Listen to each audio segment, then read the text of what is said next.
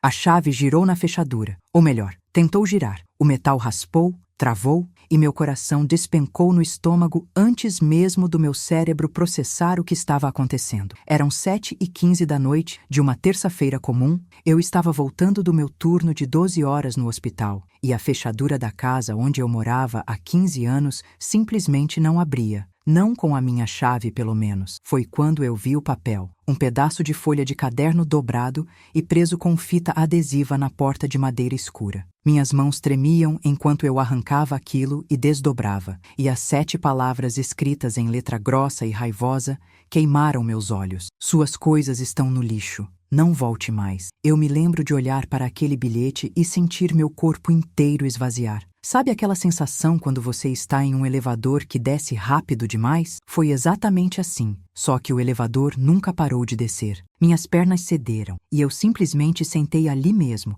na calçada fria de concreto, abraçando minha mochila contra o peito, como se fosse a única coisa sólida em um mundo que havia virado areia movediça. E chorei. Não aquele choro bonito de filme, não. Foi um choro feio, desesperado, daqueles que faz seu corpo inteiro sacudir e deixa seu nariz escorrendo sem controle. As lágrimas manchavam meu scrub azul hospitalar enquanto eu olhava para as 3 sacolas de lixo pretas jogadas na lateral da casa. Minhas coisas. Minha vida inteira de 31 anos, resumida a 3 sacos de lixo amassados. Eu conseguia ver a manga do meu casaco de inverno favorito, aquele que minha mãe tinha me dado no meu aniversário de 20 anos, saindo de um rasgo na lateral de uma das sacolas. O que ele não sabia naquele momento, o que Roberto Mendes não tinha a menor ideia, enquanto provavelmente se servia de uísque dentro daquela casa que já foi minha, era que aquele foi o maior erro da vida dele. Meu nome é Marina. Marina Alves Cardoso. E esta é a história de como o homem que me humilhou por 15 anos, que me chamou de parasita,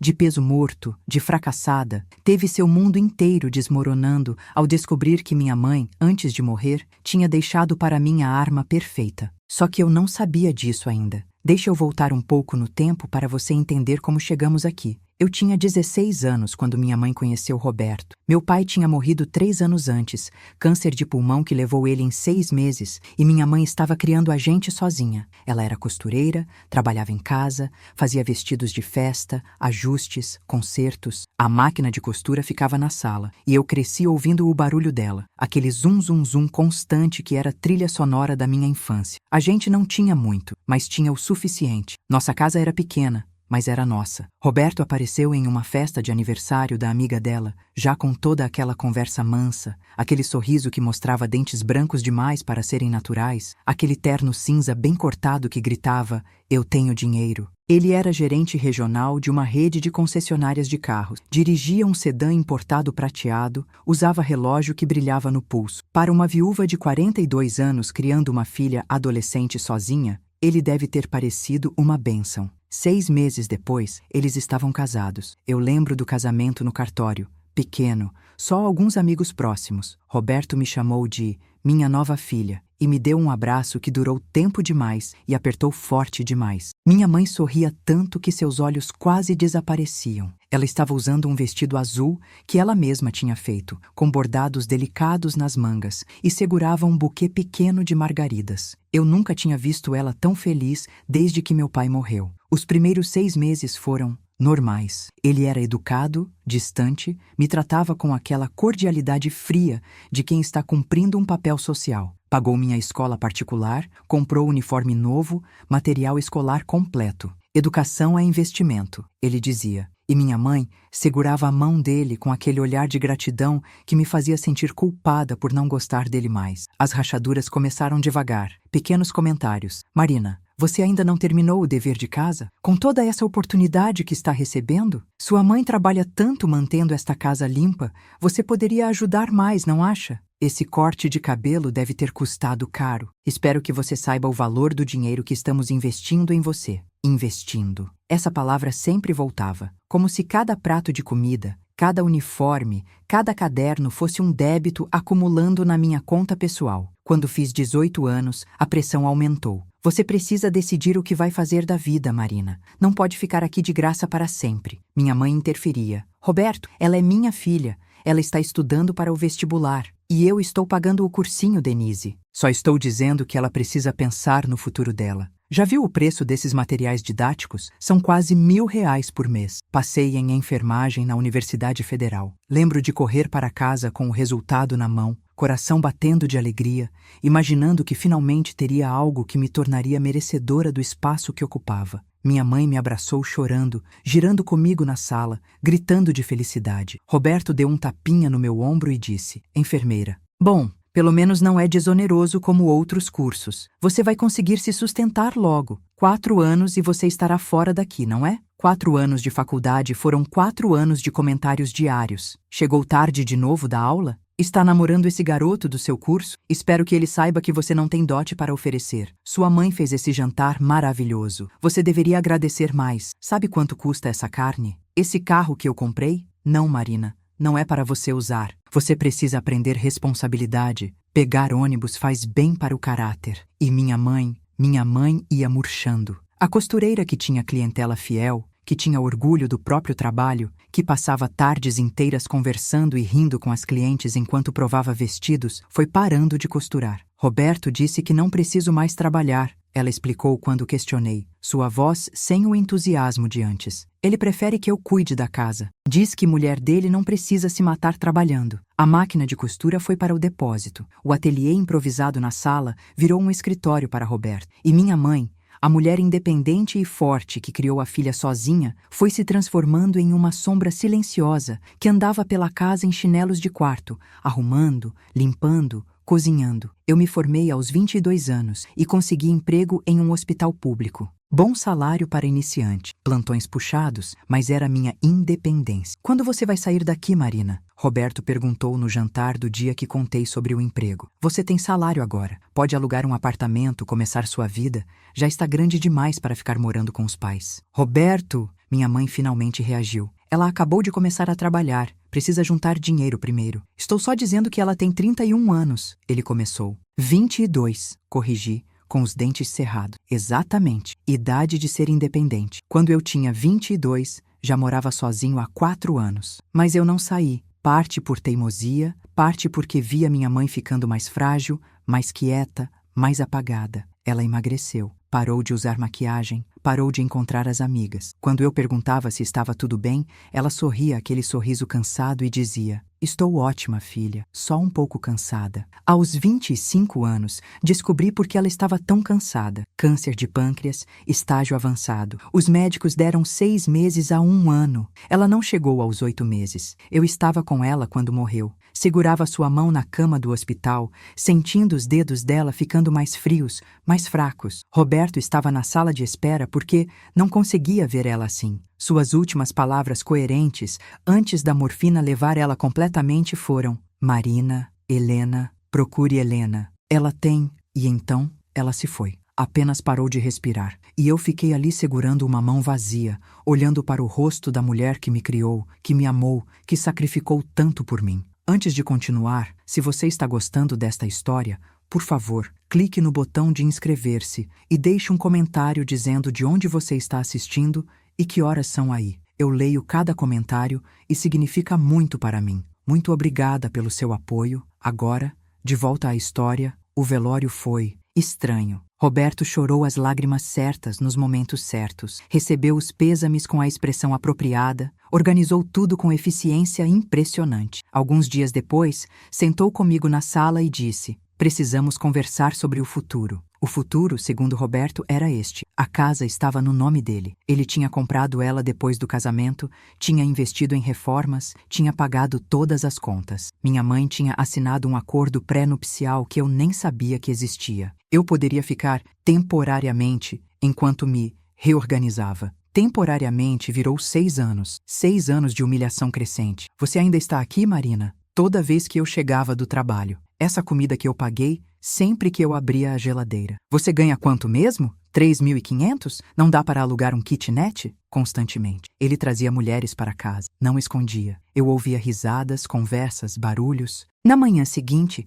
elas tomavam café na cozinha enquanto eu tentava sair para o trabalho sem fazer contato visual. Algumas me olhavam com pena, outras com desdém. Uma vez, uma delas me perguntou: você é a empregada? E Roberto riu. Apenas riu. Eu procurei apartamento, tentei, mas os plantões me exauriam, o salário mal cobria as contas que eu tinha acumulado, terapia que eu precisava depois de tudo, remédios para a ansiedade, dívidas de quando tentei ajudar minha mãe com tratamentos. E havia uma inércia, uma paralisia. Por que eu deveria sair da casa onde cresci? Porque ele tinha direito de ficar e eu não. Mas essa é a racionalização que eu fazia. A verdade? Eu tinha medo. Medo de estar sozinha de verdade. Medo de admitir que ele tinha razão, que eu era incapaz, dependente, fraca. Até aquela terça-feira. Até aquele bilhete na porta. Então voltamos para o momento em que estou sentada na calçada, chorando, olhando para as sacolas de lixo que continham minha vida. O sol estava se pondo, tingindo o céu de laranja e roxo, e a rua estava silenciosa, exceto pelo meu soluço patético. Um cachorro latiu em algum quintal próximo. O vento soprou, trazendo o cheiro de comida de alguma casa, feijão, alho, vida normal acontecendo, enquanto a minha desmoronava. Menina? A voz era feminina, rouca de cigarro ou idade, com sotaque do interior. Levantei os olhos e vi uma mulher que eu não conhecia, ou pelo menos não lembrava de ter visto. Ela devia ter uns 70 anos, cabelos grisalhos presos em um coque desarrumado, usando vestido de casa florido e chinelos de dedo. Morava 3 casas mais abaixo, na casa amarela com jardim cheio de plantas que sempre pareciam estar florescendo em todas as estações. Você é a Marina, né? A filha da Denise? Consegui apenas acenar com a cabeça, limpando o nariz na manga do scrub. Ele te expulsou? Seus olhos, marrons e fundos, olharam para as sacolas de lixo e depois para a porta trancada. Aquele desgraçado finalmente fez isso. O jeito que ela falou, não surpresa, mas confirmação, me fez focar nela pela primeira vez. Você conhecia minha mãe? Conhecia. Ela desceu os 3 degraus da calçada dela e parou na minha frente, estendendo uma mão ossuda. Sou a Helena. Sua mãe e eu éramos amigas, boas amigas. Tomávamos café juntas toda quinta-feira de manhã. E ela me fez prometer uma coisa antes de morrer. Helena olhou para a casa, para a janela iluminada onde Roberto provavelmente estava, e então voltou seus olhos para mim. Vem para minha casa. Preciso te mostrar uma coisa. Algo que sua mãe deixou para você. Algo que minha mãe deixou. As últimas palavras dela no hospital. Helena, procure Helena. Levantei da calçada com as pernas tremendo, peguei as 3 sacolas de lixo, pesadas, rasgadas em um canto, cheirando a mofo e desespero, e segui Helena até a casa amarela. O interior era exatamente o que se esperaria de uma senhora de 70 anos vivendo sozinha. Móveis antigos, mas bem cuidados, cheiro de café passado e sabonete de coco, dezenas de plantas na varanda interna, algumas que eu nunca tinha visto,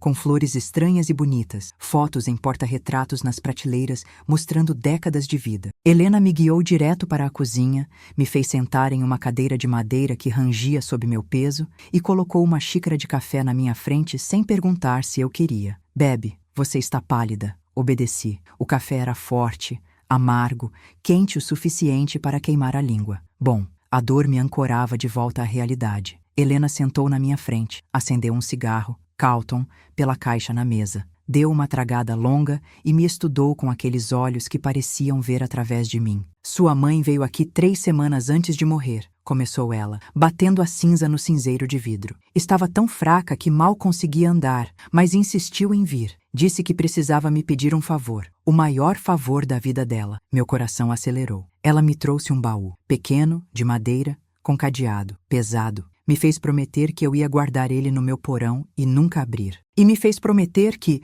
se algum dia Roberto te expulsasse da casa, se você ficasse sem ter para onde ir, eu deveria te trazer aqui e te entregar o baú. O que tem no baú? Minha voz saiu rouca, quase um sussurro. Helena tragou o cigarro de novo, devagar, seus olhos nunca deixando os meus. Sua mãe me disse, tem provas. Provas de quem Roberto Mendes realmente é. Se algum dia ele machucar minha filha, além do que ela consegue suportar, ela vai precisar dessas provas para se defender. O ar escapou dos meus pulmões. Minha mãe, sabia? Ela sabia o que ele era? Descobriu tarde demais. Helena apagou o cigarro com força, esmagando ele no cinzeiro. Quando ela descobriu, já estava doente. Não tinha tempo, não tinha energia para lutar, mas ela não ia deixar você desprotegida. Vem, vamos ao porão. Eu segui Helena através de uma porta que dava para uma escada de madeira estreita e rangente. O porão era escuro, frio, cheirava a terra úmida e papelão velho. Helena puxou uma cordinha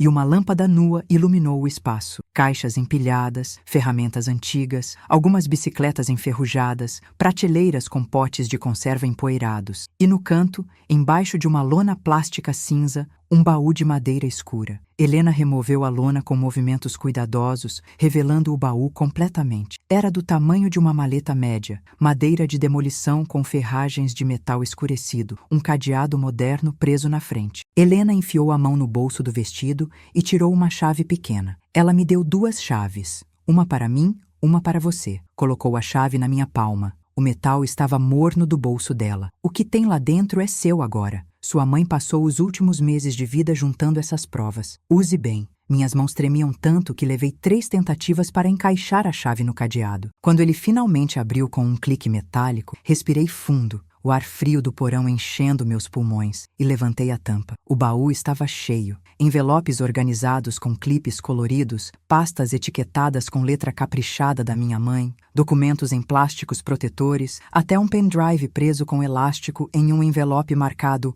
áudios e vídeos. Peguei o envelope que estava por cima. Tinha meu nome escrito na letra da minha mãe, aquela letra redonda e caprichada dela, a mesma letra que escrevia bilhetes de boa sorte nas minhas lancheiras quando eu era criança. Abri com dedos trêmulos e tirei a carta. O papel era perfumado, o perfume dela, aquele de lavanda que eu não sentia há 2 anos. Quase desmoronei ali mesmo. Minha Marina querida, se você está lendo isso, significa que eu não estou mais aqui e que Roberto mostrou sua verdadeira face. Perdoe-me por não ter sido forte o suficiente para te proteger enquanto estava viva. Perdoe-me por ter trazido esse homem para nossas vidas. Quando descobri a verdade sobre ele, eu já estava morrendo e não tive forças para lutar. Mas posso te dar as armas. Neste baú está tudo o que descobri. Documentos do primeiro casamento dele que nunca foi anulado. Ele é casado com outra mulher no Paraná há 27 anos. Nosso casamento é nulo. Isso significa que a casa, comprada durante nosso casamento,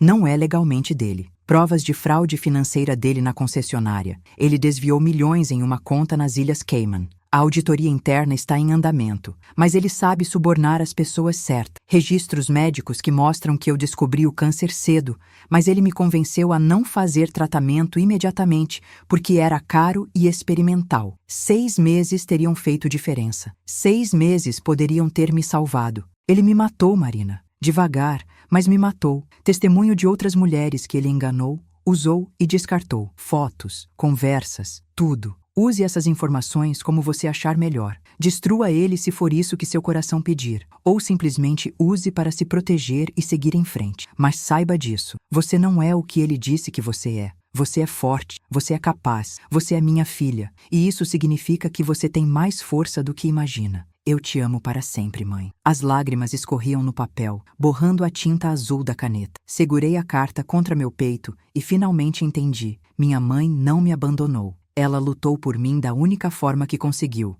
Ela me deu um escudo, uma espada, uma forma de lutar. Passei as próximas 4 horas no porão de Helena, lendo cada documento, cada prova, cada peça de evidência que minha mãe tinha reunido nos últimos meses de vida. Provavelmente, quando deveria estar descansando, quando deveria estar aproveitando o tempo que lhe restava. Mas não, ela gastou esse tempo me protegendo. Certidão de casamento de Roberto Mendes com Sônia Aparecida Costa, datada de 23 de agosto de 1997, registrada em Maringá, Paraná. Nunca dissolvida, nunca anulada. Tinha até uma foto do casamento. Roberto jovem, sorrindo, ao lado de uma mulher loira de vestido branco simples. Isso significava que o casamento com minha mãe era bigamia, nulo. O que significava que a casa comprada durante o casamento com minha mãe não era legalmente dele. Planilhas de contabilidade mostrando desvios de dinheiro, milhões de reais transferidos para contas offshore ao longo de 5 anos. Minha mãe tinha cópias de extratos bancários, e-mails entre Roberto e o contador dele discutindo formas criativas de realocar fundos, documentos internos da concessionária. Ela tinha acesso ao computador dele. Ela tinha copiado tudo enquanto ele achava que ela era apenas a esposa submissa que limpava a casa. Relatórios médicos. Minha mãe descobriu o câncer em estágio inicial, tratável. Com chances reais de sobrevivência, os médicos davam 80% de taxa de sucesso com o tratamento adequado. Mas Roberto a convenceu que os tratamentos eram experimentais demais, caros demais, não necessários ainda. Ele a convenceu a esperar, e esperar, até ser tarde demais. Havia até uma gravação de áudio. Minha mãe tinha gravado uma conversa onde Roberto dizia explicitamente que esses tratamentos vão quebrar a gente financeiramente, Denise. Vamos esperar mais um pouco. Provavelmente é um alarme falso mesmo. E havia mais. Testemunhos em vídeo de 3 mulheres diferentes. Mulheres que Roberto tinha enganado, usado financeiramente, descartado. Uma delas tinha sido sua assistente. Ele a seduziu, roubou suas economias com um investimento garantido em uma franquia que nunca existiu e a demitiu quando ela descobriu a fraude. Outra era uma ex-namorada de antes do casamento com minha mãe, que ele tinha deixado grávida e negado a paternidade, pagando para ela fazer um aborto e depois desaparecendo. Minha mãe tinha transformado seus últimos meses de vida em uma investigação e tinha documentado tudo com a meticulosidade de uma costureira fazendo as costuras mais delicadas. "O que você vai fazer?" Helena perguntou quando finalmente subi do porão, os olhos vermelhos de tanto chorar, mas as mãos firmes, segurando as pastas. Olhei para ela, essa mulher que eu não conhecia, mas que tinha guardado o maior presente da minha mãe para mim. Vou fazer ele pagar por cada humilhação, cada palavra cruel, cada mentira. Vou fazer ele pagar pela morte da minha mãe. Helena sorriu. Um sorriso afiado, sem humor, cheio de satisfação antecipada. Boa menina. Sua mãe estaria orgulhosa. Passei aquela noite na casa de Helena. Ela tinha um quarto de hóspedes pequeno, cama de solteiro com colcha de retalhos feita à mão e insistiu que eu ficasse pelo tempo que precisasse. Sua mãe me fez prometer que cuidaria de você se necessário. Pode ficar o tempo que quiser. Esta casa é grande demais para uma velha sozinha mesmo. Mas eu não podia simplesmente ficar. Não quando tinha uma guerra para planejar. Na manhã seguinte, acordei às 6, tomei banho no banheiro antigo, mas limpo de Helena, vesti meu único conjunto social que estava nas sacolas de lixo, amassado, cheirando a mofo, mas serviu depois que passei com o ferro que Helena me emprestou e fui trabalhar. Meu plantão era das 7 às 19 e precisei de cada minuto daquele dia para processar o que tinha descoberto. Durante os intervalos, fiz ligações. Primeiro para um advogado especializado em fraude e direito de família, que uma colega enfermeira tinha recomendado anos atrás, quando seu ex-marido tentou fugir com a pensão. Dr. Augusto Ferreira. Expliquei minha situação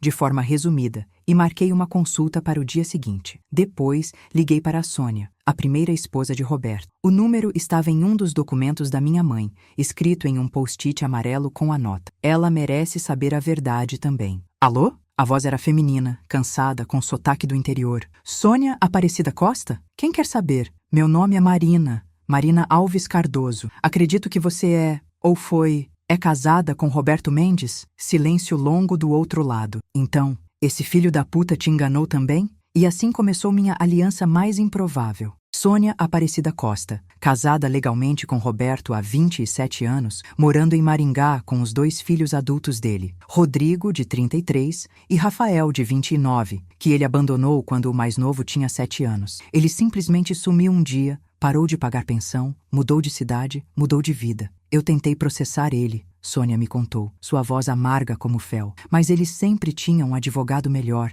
sempre conseguia enrolar. E eu estava criando 2 filhos sozinha, trabalhando de faxineira de manhã e vendedora de loja à noite. Não tinha tempo nem dinheiro para continuar brigando. Eventualmente desisti, mas o casamento nunca foi dissolvido, nunca mesmo. Nem sei onde ele está, faz 20 anos que não tenho notícias. E se eu te dissesse que tenho provas de fraude financeira dele? Milhões de reais desviados? Eu diria, como posso ajudar? E quando posso começar? Ao longo da semana seguinte, construí meu caso. Doutor Augusto ficou quase sem palavras quando apresentei os documentos. Isso é ouro, Marina. Ouro puro. Temos bigamia, fraude, negligência que resultou em morte. Esse homem não vai apenas perder tudo. Ele vai para a prisão. Eu quero mais do que isso, falei, minha voz firme e fria de uma forma que me surpreendeu. Quero humilhá-lo, do mesmo jeito que ele me humilhou. publicamente. Dr. Augusto sorriu. Era um homem de 50 e poucos anos, grisalho, com óculos de leitura sempre pendurados no pescoço. Então vamos fazer do jeito teatral. O plano era este. Roberto tinha um evento importante vindo, um jantar de gala da concessionária, celebrando seus 25 anos de carreira. Ele seria homenageado, receberia uma placa, um bônus. Havia falado disso por semanas antes de me expulsar, se gabando de como seria grande, como pessoas importantes estariam lá, como finalmente recebia o reconhecimento que merecia. Nós íamos esperar até aquela noite, até ele estar no auge da sua arrogância, cercado de colegas, superiores, subordinados. E então detonaríamos a bomba. Mas para isso, eu precisava de mais. Precisava garantir que ele não apenas caísse, mas que a queda fosse tão completa que nunca se recuperasse. Passei 3 semanas investigando. Com a ajuda de um detetive particular que Dr. Augusto recomendou, um ex-policial aposentado chamado Marcelo, com conexões em todos os lugares certos, confirmei todos os dados das contas offshore. Encontrei mais 2 mulheres que Roberto tinha enganado. Consegui documentação adicional da concessionária. Uma funcionária do financeiro chamada Carla, cansada de anos de assédio moral dele, me passou documentos internos que provavam que a auditoria estava sendo sabotada por subornos. E descobri algo mais, algo que nem minha mãe sabia. Roberto tinha um filho de 16 anos com uma ex-amante, uma professora chamada Paula, que ele conheceu 10 anos atrás, em um evento corporativo. Ele pagava uma pensão informal para ela, R$ 1.500 por mês, depositados em dinheiro, mas tinha feito a mulher assinar um acordo de confidencialidade. Se ela contasse para alguém sobre a paternidade, ele cortaria o dinheiro e ela perderia tudo. Encontrei Paula. Não foi difícil. O detetive tinha contatos, recursos, formas de conseguir informações. Ela morava em um apartamento pequeno do outro lado da cidade com o filho, Mateus. Um garoto magro de 16 anos, com os mesmos olhos verdes de Roberto, a mesma linha de mandíbula, a mesma forma das mãos. Ele paga a pensão, Paula me disse quando sentamos na sala pequena dela, Mateus na escola, tarde de quinta-feira. Ela era uma mulher de 42 anos, cabelos castanhos curtos, olhos cansados. Mas não vê o Mateus. Nunca viu, nem quando ele nasceu. Só transfere o dinheiro e exige que eu não conte para ninguém que ele é o pai. Tenho esse acordo ridículo que assinei quando estava desesperada e grávida. E se eu te dissesse que posso acabar com o poder dele sobre você? Que você e Mateus podem ser livres? Que Mateus pode ter o nome do pai na certidão de nascimento? Pode ter direitos legais? Paula chorou. Chorou de alívio, de raiva, de anos de segredo. O que você precisa que eu faça? O jantar de gala era em um hotel 5 estrelas no centro da cidade. Salão enorme com teto de cristais austríacos, mesas redondas com toalhas brancas importadas, arranjos florais que provavelmente custavam mais do que meu salário mensal. 200 convidados, executivos, gerentes, diretores da concessionária. Até o CEO nacional estava presente, um homem chamado Dr. Vinícius Andrade, 70 anos, conhecido por não tolerar desonestidade. Roberto estava usando smoking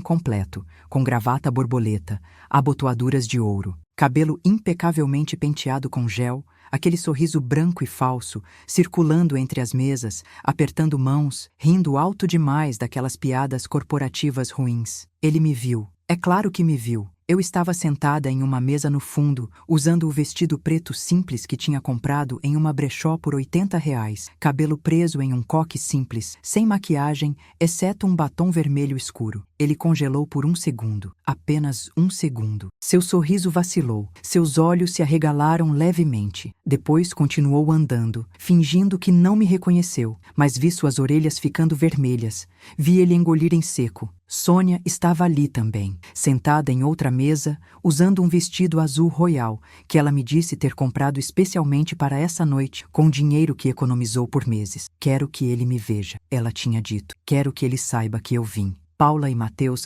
estavam na mesma mesa que Sônia. Mateus estava nervoso, mexendo no guardanapo, mas Paula tinha uma expressão de determinação feroz. Os 2 filhos adultos de Sônia também vieram, Rodrigo e Rafael, homens grandes e sérios que queriam ver o pai que os abandonou finalmente pagar. E no palco, Dr. Augusto estava conversando discretamente com o apresentador do evento, um gerente de marketing que Dr. Augusto conhecia de outros casos. O jantar prosseguiu. Entradas de camarão, pratos principais de filé mignon com molho madeira, sobremesas de mousse de chocolate, discursos chatos sobre excelência e dedicação. E, finalmente, o momento da homenagem. E agora, o apresentador anunciou, sua voz amplificada pelos alto-falantes. Gostaríamos de homenagear um dos nossos colaboradores mais antigos e dedicados. 25 anos de serviço exemplar. Roberto Mendes, por favor, venha ao palco. Aplausos. Roberto se levantou, ajeitou o smoking e caminhou até o palco com aquele andar de quem possui o mundo. Sorriu para a plateia, acenou, recebeu o certificado emoldurado e a placa comemorativa de bronze. Obrigado, ele começou, segurando o microfone com aquela confiança irritante. Esses 25 anos foram uma jornada incrível. Construí não apenas uma carreira, mas uma família aqui. Interessante você falar em família. Minha voz cortou o ar. Eu tinha me levantado, e um dos seguranças, já instruído por Dr. Augusto, me passou um microfone. Já que você tem várias. O rosto de Roberto ficou branco, depois vermelho, depois roxo, como se ele estivesse passando por todos os estágios de um semáforo. Marina, isso não é lugar para... Não é lugar para quê? Verdades? Caminhei em direção ao palco, todos os olhos em mim. 200 pessoas em silêncio absoluto. Você me expulsou de casa há 3 semanas. Deixou minhas coisas no lixo como se eu fosse lixo. Mas antes de fazer isso, passou 15 anos me chamando de parasita, de peso morto, de fracassada, de alguém que nunca seria nada. Murmúrios na plateia. Roberto tentou descer do palco, mas Dr. Augusto bloqueou o caminho, tranquilo, com uma pasta de couro na mão. Então, deixa eu apresentar algumas pessoas, continuei, minha voz firme, apesar do coração batendo tão forte que eu podia ouvi-lo nos ouvidos. Sônia, pode se levantar? Sônia se levantou. O vestido azul brilhava sob as luzes do salão. Roberto a viu e eu juro que ele cambaleou, agarrando-se ao pódio para não cair. Essa é Sônia Aparecida Costa, casada legalmente com Roberto Mendes desde 23 de agosto de 1997. Casamento nunca anulado, nunca dissolvido, o que faz dele um bígamo. O casamento dele com minha mãe foi nulo, ilegal. Explosão de murmúrios. O CEO da mesa principal se levantou, confuso, olhando para Roberto com expressão de choque. Paula, sua vez. Paula se levantou, segurando a mão de Mateus. O garoto se levantou também, alto, magro, olhos verdes idênticos aos de Roberto. Esse é Mateus, filho de Roberto, 16 anos, que ele nunca reconheceu porque preferia pagar suborno de silêncio. R$ 1.500 por mês em dinheiro para que a existência do próprio filho permanecesse secreta. Roberto tentou falar, mas doutor, Augusto já estava no microfone. E para completar, temos evidências documentadas de fraude financeira. 7 milhões de reais desviados em 5 anos para contas offshore nas Ilhas Cayman. A pasta foi aberta. Documentos foram projetados no telão atrás do palco. O mesmo telão que tinha mostrado fotos da carreira de Roberto minutos antes, mostrando ele apertando mãos com clientes, recebendo prêmios, sorrindo aquele sorriso falso. Agora, o telão mostrava outras imagens. Extratos bancários, e-mails entre Roberto e o contador, planilhas detalhadas de desvios. E, finalmente, eu disse, voltando ao microfone, minha voz tremendo não de medo, mas de raiva pura, anos de raiva acumulada. Minha mãe, Denise Alves, que Roberto convenceu a não fazer tratamento de câncer porque era caro demais. Ela morreu. Tinha 80% de chance de sobreviver com tratamento adequado, mas ele a deixou morrer para economizar dinheiro. Projetamos a gravação de áudio. A voz de Roberto ecoou pelo salão, amplificada, clara, inconfundível. Esses tratamentos vão quebrar a gente financeiramente, Denise. Vamos esperar mais um pouco. Provavelmente é um alarme falso mesmo. Os médicos sempre exageram para ganhar mais dinheiro. Silêncio absoluto. 200 pessoas congeladas no lugar, olhando para o palco, para Roberto, com expressões de horror, nojo, descrença. Roberto finalmente encontrou sua voz. Isso é mentira. Essa menina é desequilibrada. Ela sempre foi problemática. Silêncio. A voz do CEO cortou como faca. Dr. Vinícius Andrade se levantou, caminhou até o palco com passos medidos, arrancou a placa comemorativa das mãos de Roberto. Segurança, por favor, escoltem o Sr. Mendes para fora e liguem para a polícia. Imediatamente. Eu vi o momento exato em que o mundo de Roberto desmoronou. Aquele segundo onde a realidade bateu, onde ele entendeu que tinha perdido tudo. Emprego, reputação, liberdade. Vi suas pernas fraquejarem.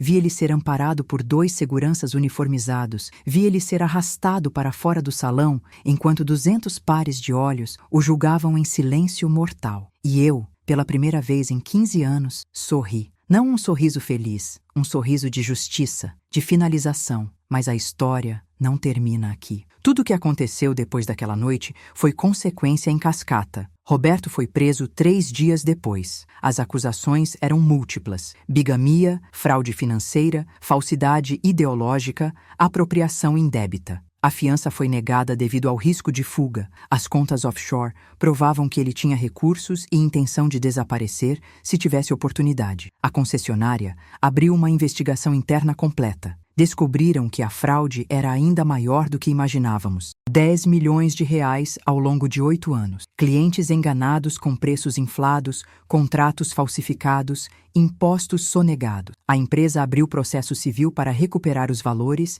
e Roberto perdeu absolutamente tudo. A casa, nossa casa, aquela onde cresci, onde minha mãe viveu seus últimos anos, onde Roberto me humilhou por anos. Como o casamento com minha mãe foi declarado nulo devido à bigamia, e a casa foi comprada durante esse casamento, a propriedade caiu em um limbo legal. Mas Sônia, como esposa legal, tinha direitos sobre os bens dele. E eu, como filha da falecida que foi prejudicada, tinha direitos sobre indenização. Com a ajuda de Dr. Augusto, chegamos a um acordo. A casa seria vendida, o valor dividido entre pagar as dívidas de Roberto, que eram astronômicas depois que tudo veio à tona, pagar pensão atrasada para Sônia e os filhos dela, pensão para Paula e Mateus e uma parte para mim como indenização por danos morais. Levou 6 meses de burocracia infernal, papelada, audiências, mas quando a casa foi finalmente vendida, recebi 340 mil reais. O suficiente para dar entrada em um apartamento pequeno,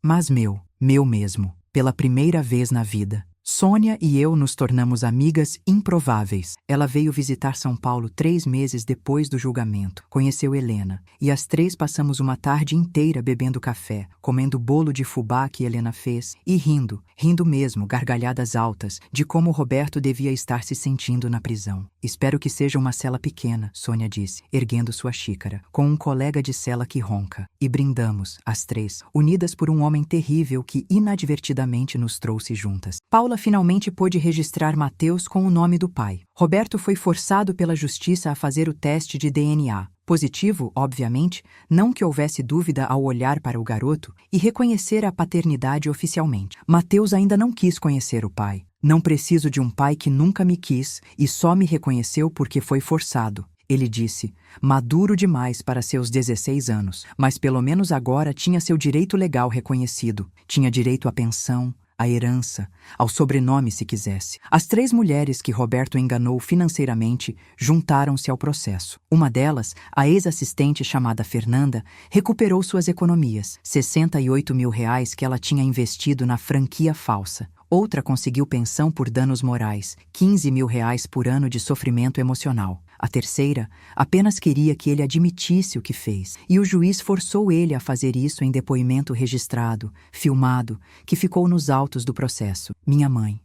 Minha mãe. Eu visitava o túmulo dela toda semana nas primeiras semanas depois de tudo explodir. Levava flores, sempre margaridas, as favoritas dela. Limpava a lápide de mármore cinza, arrancava o mato que crescia em volta, conversava com ela. Conseguimos, mãe, eu dizia, ajoelhada na grama. Ele pagou, por você, por mim, por todas nós. Você foi tão forte, mais forte do que eu imaginava. E eu chorava. Chorava pela mulher que ela foi antes de Roberto. Chorava pela mãe que me criou sozinha com dignidade e força, que passava noites costurando para me dar o melhor que podia. Chorava porque ela teve que gastar seus últimos meses não descansando ou aproveitando o tempo que lhe restava, mas lutando uma última batalha para me proteger, reunindo evidências enquanto a doença a consumia. O julgamento foi 7 meses depois da prisão. Roberto tentou um acordo. Ofereceu confessar os crimes financeiros se as outras acusações fossem reduzidas. O promotor,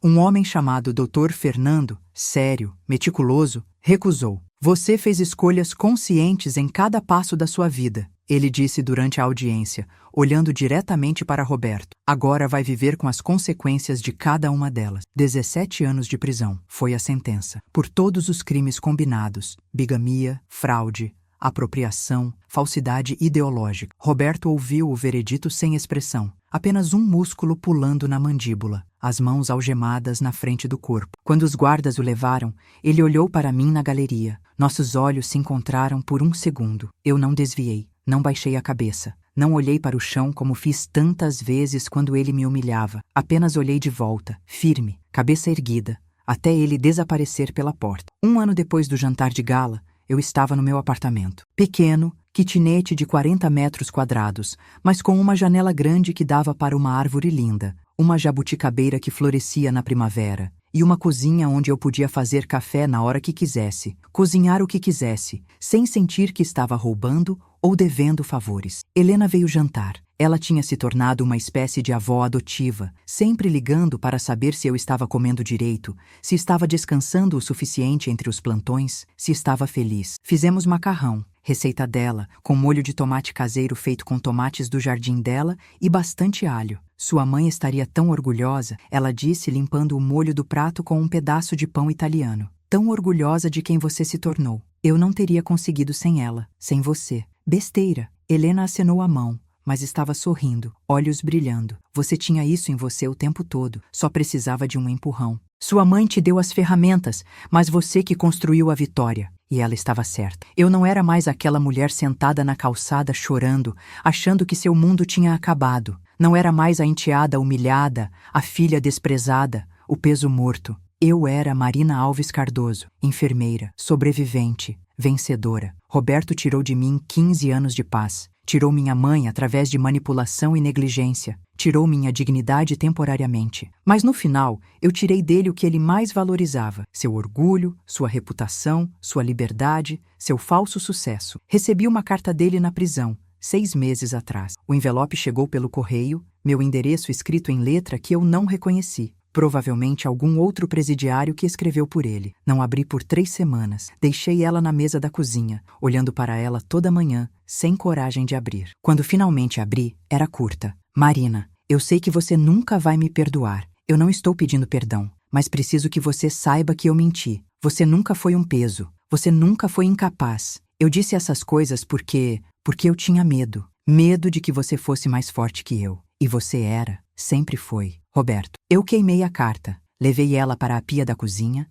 acendi com o isqueiro que Helena me deu e assisti o papel se contorcer e escurecer, virando cinzas. Não porque estava com raiva. A raiva tinha passado há muito tempo. Queimei porque não importava. Não importava o que ele pensava, o que ele sentia, o que ele queria dizer. Ele não tinha mais poder sobre mim. Suas palavras não tinham mais peso. Hoje, 2 anos depois de tudo começar, eu acordo no meu apartamento pequeno, mas cheio de luz. Faço meu café no modo que eu gosto, forte, com uma colher de açúcar, visto meu scrub limpo e passado, e vou trabalhar. Salvo vidas. Cuido de pessoas em seus momentos mais vulneráveis. Faço a diferença. Saio com amigos. Tenho uma vida social que Roberto sempre tentou sabotar com seus comentários sobre como eu era antissocial, inadequada, sem graça. Namoro um médico residente do hospital, Gabriel, especializado em ortopedia, com um sorriso gentil e mãos cuidadosas. Nada sério ainda, mas é bom, é leve, é sem peso, sem dívidas emocionais, sem ter que provar meu valor a cada segundo. Visito Helena aos domingos. Tomamos café, comemos bolo, cuidamos do jardim dela juntas, ela me ensina os nomes das plantas, me conta histórias da vida dela, e eu finalmente tenho a figura materna que perdi quando minha mãe morreu. Ajudo Sônia a planejar a viagem que ela sempre quis fazer, agora que recebeu a pensão atrasada, 27 anos de pensão que Roberto nunca pagou, mais juros, deu quase 200 mil reais. Ela vai para a Europa no próximo mês, vai conhecer Paris, Roma, Barcelona. Aos 63 anos, finalmente vai realizar o sonho que tinha aos 20. Converso com Paula sobre Mateus, que está se preparando para o vestibular. Quer fazer medicina. É brilhante, dedicado e não tem nada do pai exceto a aparência física. Paula está tão orgulhosa que chora toda vez que fala dele. E às vezes, quando passo pela minha antiga casa, agora habitada por uma família nova,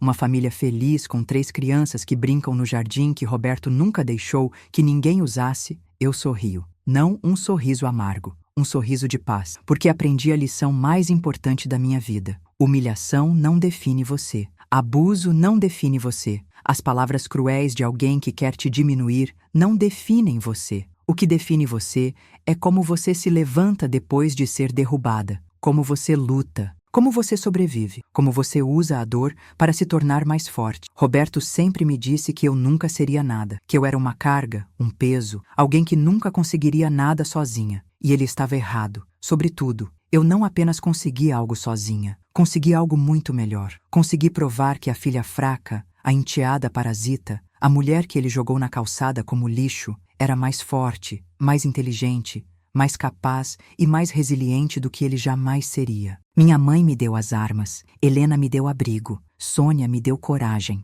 Paula me mostrou que não estava sozinha, mas a vitória foi minha. E sabe o que é melhor? Eu não fico pensando nele, não acordo com raiva queimando no peito, não durmo com vingança no coração, planejando próximos passos, porque ele já não importa. Ele é apenas uma sombra no meu passado, uma lição aprendida, uma história que eu conto não com tristeza ou vergonha, mas com orgulho, orgulho de ter sobrevivido, orgulho de ter lutado quando teria sido mais fácil desistir, orgulho de estar aqui, livre, inteira, feliz, vivendo uma vida que construí com minhas próprias mãos. Essa é a minha história. A história de como o pior dia da minha vida, sentada na calçada, expulsa, sem esperança, achando que havia perdido tudo, se tornou o começo da minha verdadeira liberdade. Muito obrigada por assistir até aqui. Se esta história tocou você de alguma forma, por favor deixe um like e se inscreva no canal. E nos comentários, me conte, você já passou por algo parecido? Como lidou? Conseguiu se libertar? Seus comentários significam tudo para mim. Mais histórias impactantes como esta já estão na sua tela. Clique em uma agora e não perca a melhor parte. Você vai amar. Nos vemos na próxima.